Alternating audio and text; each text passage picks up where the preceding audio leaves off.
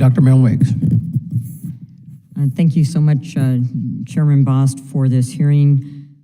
It's interesting, my conversation and my thoughts as we've listened to this hearing and listened to both members on this side of the aisle and the other side of the aisle proffer questions. So my questions are different now than they were when I first came in here. First, Sergeant Major McKenna, my husband's family is all from Richland, North Carolina, and I know that system well.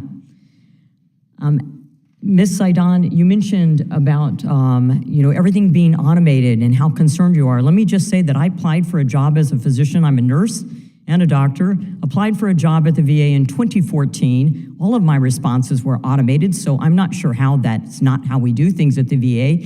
And as I recall, the president at that time was President Obama. And all the responses were automated and went through USA.gov. That's one of the issues we have with hiring. And the 4 years that I have been on this committee, there has not been a lack of funding to the VA. As a matter of fact, funding has increased every year. And even in this hearing room, we had a hearing on mental health care and suicide prevention. I, as the chair of the subcommittee on health, and through that hearing with the VA present, found out that the VA did not consider residential mental health care or substance abuse disorder health care to fall under the Mission Act, and therefore they did not have to get somebody in, a veteran in, within 30 days. Now, as a nurse and as a doctor and a person who has family members who had PTSD and mental health issues, if you're at a point where you think you need residential care for substance use disorder or mental health, you need mental health care now. And we put forward a bill that it had to be within 10 days. The first bill that I passed and had signed by a president in 2021 was Brandon Concerta, who 5 hours after he visited the VA in Iowa City, which is an excellent VA, committed suicide.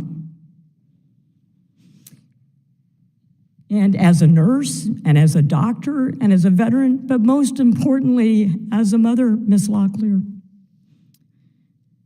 we feel that we are responsible for our children's happiness and success, and I know the burden that you bear, and it is not your fault.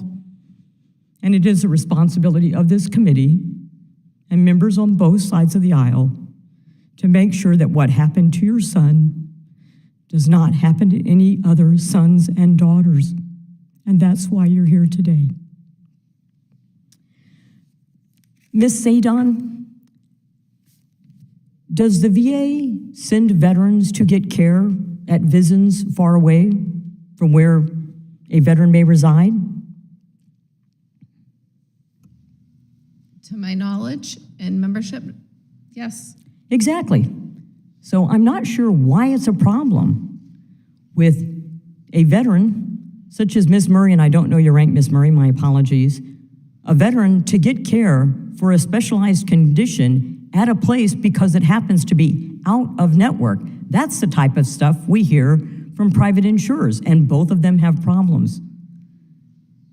So if their veteran is not able to get the care at the closest VA to them, and there is the care that they need recommended to them by a provider, they should be able to get that care, and I don't give a hoot if it's on the East Coast or the West Coast, because the VA already sends people to other VISNs 2 or 3 VISNs away, hundreds of miles away, and months away. And when we consider the cost of care within the community, not private care, let me reemphasize this once again, but care within the community. And let me also say, I'm a provider of care. I gave community care. I don't think I had to have training for PTSD as an ophthalmologist to do cataract surgery. But Ms. Saidan, is it well known that men in age 40, if they have blood in their stool, that that's considered cancer unless otherwise you're a doctor, nurse practitioner? To clarify, I'm a DNP, Doctor of Nurse in Practice. Yes. Not a prescriber or provider. Okay, then I won't ask you that question. Let me just say It is common knowledge. It is common knowledge, we're trained in medical school, that if a male has blood in their stool, especially under age 40, which I think Master Sergeant Dooley was, if my math is correct from your testimony, that it's cancer unless proven otherwise. So how is it quality of care for the VA not to order a colonoscopy from a VI provider? That's not quality care.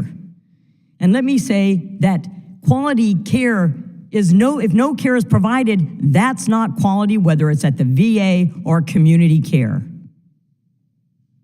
Do you think the cost would have been lower, Master Sergeant Dooley, if when you told your physician what your symptoms were, and I'm implying what you were, I'm presuming as a physician, if you relayed your symptoms, they would have ordered a colonoscopy, and then they would have allowed you to go for care and had your appropriate treatment? Do you think maybe the cost would have been less if it was a stage 1 cancer or a stage 2 rather than a stage 3?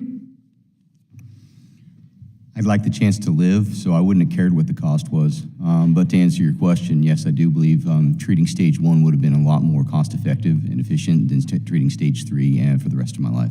As a provider and someone who knows the healthcare system, I'm going to wholeheartedly agree with you. That's why we do screening. That's why we do colonoscopies and recommend them over age 50. And why, if someone presented with the symptoms you had, even as an ophthalmologist at the VA, I would refer you for an urgent colonoscopy. My point is this: our obligation is to make sure veterans have access to care. If you don't have access to care in a close-by VA and your symptoms warrant, then you should get care within the community. That's our responsibility as an organization. And as a committee and as members of Congress, you shouldn't have to come to see your member of Congress to get the care you have earned. You've earned the care. So we're going to make sure that we hold the VA accountable and the community accountable for getting you the proper care in a timely fashion that you so richly deserve. Thank you, and I yield back.